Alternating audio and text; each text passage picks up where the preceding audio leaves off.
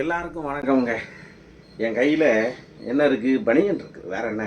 இது போட்டது நேற்று, இது துவைச்சி வச்சது. இதை யூஸ் பண்ணுவோமா, இதை யூஸ் பண்ணுவோமா அப்படின்னு ஒரு சின்ன கன்ஃபியூஷன்.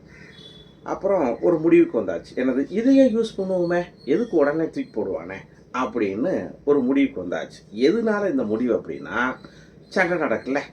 ஆமாம், அமெரிக்கா, இஸ்ரேலு, ஈரான் சண்டை நடக்கு. நாம் இந்த டீ விலையெல்லாம் உயர்த்தினாங்க, டீ காப்பி பரோட்டா விலையெல்லாம் உயர்த்தினாங்கன்னு சொன்னோம்ல, அதே மாதிரி தான் சடக்குன்னு நேற்றுன்னு விட்டாங்க. பனியின் உற்பத்தியாளர்கள்லாம் 7% விலை ஏற்றி விட்டாங்க. அதுக்கு அவங்க சொன்ன காரணம் என்ன தெரியுமா? செயற்கை நூல் இடைன்னு சொல்லுவாங்க இல்லையா, சிந்தட்டிக் ஃபைபர் இருக்கு இல்லையா, இதெல்லாம் விலை ஏறி போச்சு. உற்பத்தியாளர்களுக்கு நாங்கள் கூலி கொடுக்கணும், அதாவது கூலி தொழில், அவங்க கூலி தொழிலாளர்களுக்கு ஒர்க்கர்களுக்கு கூலி கொடுக்கணும், அது உயர்ந்து போச்சு. டிரான்ஸ்போர்ட்டேஷன் உயர்ந்து போச்சு. இப்படி இத்தியாதெல்லாம் உயர்ந்ததுனால கடினமான மனசோட, ரொம்ப வருத்தத்தோட 7% ஏற்றிக்கிறோம், பழைய விலைக்கு எங்களால் கொடுக்க முடியாது, தொடர்ந்து ஆதரவு கொடுங்க அப்படின்னு கேட்டிருக்காங்க. இதில் நாங்கள் என்ன கேட்குறோம்டா, ஏங்க இப்போ தான் ஒவ்வொரு ஆளாக விலை ஏற்றுனா கூட ஓகேன்னு சொல்லலாம். அப்படியே ஒன் பை ஒன்றா ஏற்றிக்கிட்டே வந்தால் நாங்கள் எங்கெங்கே போகிறது? பனியனை இப்படி தான் போட வேண்டியிருக்கும். முந்தியெல்லாம் ஊரில் இந்த பனியன் இருக்கு இல்லையா, இப்போ தான் அது கொஞ்சம் அப்படி டீசெண்டாக அப்படி போடுற மாதிரி போடுறான். முந்தியெல்லாம் இந்த பனியனில் இந்த பாருங்க, இந்த இடமெல்லாம் சுருளும், இந்த இடமெல்லாம் சுருண்டுரும், கீழே சுருண்டுரும், ஓட்டையாக வரும்.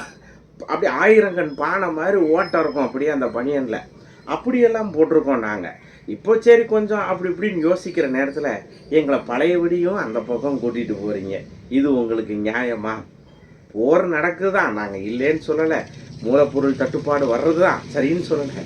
எங்களுக்கு சம்பள தட்டுப்பாடு, பணத்தட்டுப்பாடுங்கிறத நீங்கள் மறந்துடுங்களே. மக்கள் எப்படி வாங்கக்கூடிய தன்மையில் இருப்பாங்கங்கிறது உங்களுக்கு எப்படி யோசிக்க முடியுது? உங்கள் டீம் எல்லாம் உட்காந்து பேசும்போது அதை எப்படி நீங்கள் சரியாக யோசிக்கிறீங்க? மக்களும் அதே மாதிரி பாதிக்கப்பட்டிருப்பாங்களே, வாங்குகிற திறன் அவங்ககிட்ட இருக்காங்கிறத நீங்கள் ஏன் யோசிக்க மறந்துடுறீங்க? விலை ஏற்றுறதுக்கு முன்னாடி மக்கள் அப்படி விலையை ஏற்றுனா அதை அக்செப்ட் பண்ணிப்பாங்களா அப்படிங்கிறத யோசிங்க. ஏன்னா இங்கே பெருவாரியான மக்கள் இன்னமும் வறுமைக்கோட்டுக்கு பக்கத்தில் தான் வாழ்ந்துட்டு இருக்கோம். கொஞ்சம் தாண்டி இருக்கிறோம், மிடில் இருக்கிறோம். பழையபடியும் வறுமைக்கோட்டுக்கு கீழே கொண்டு போய் விட்டுறாதீங்க, நல்லா இருப்பீங்க. எல்லாரும் உழைக்கிறோம். இந்த உழைக்கிறதுக்கு போகும்பொழுதே ஐயோ அப்படிங்கிற மனநிலை இல்லாமல் ஜாலியாக ஹாப்பியாக கொண்டு போகிற மாதிரி மனநிலையை சுற்றத்தில் இருக்கிற சூழலும் உருவாக்கி கொடுத்தா ரொம்ப நல்லாயிருக்கும். என்ன பண்ணுறது, நார்மலாகவே இப்போ பனியே 100 ரூபா, 110 ரூபா, 140 ரூபான்னு விற்கி, இதில் நீங்கள் 7% ஏற்றி அதில் ஜிஎஸ்டி நடப்போங்கங்க. என்னத்தை சொல்ல, பார்த்து